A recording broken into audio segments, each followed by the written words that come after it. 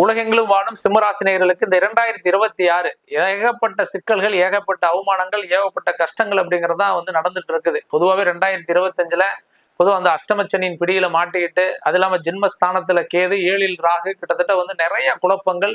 ஒரு பக்கம் போய் உங்களுக்கு ஒரு பீஸ்ஃபுல் அப்படின்னு சொன்னா 11ல் இருந்த குரு பகவான் மட்டும்தான்.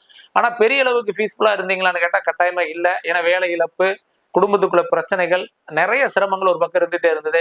எல்லாத்துக்குமே உங்களை நீங்க எந்த ஐடியா சொன்னாலும் யாருக்கு பழிச்சிருது. ஆனா அந்த ஐடியா நீங்க எடுத்து பண்ணா நிறைய சிரமத்தை சந்திச்சுதான் அப்படியே ஒரு காலம் ஓடிட்டு இருக்கு. இப்பேற்பட்ட நிலை கட்டாயம் இந்த 2026ல மாறக்கூடிய வாய்ப்பு இருக்குதுங்க.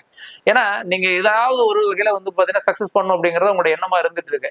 கண்டிப்பா இந்த 2026ல புதிய வாய்ப்பை தேடி போங்க. அதே மாதிரி இடமாற்றம் செய்யுங்க.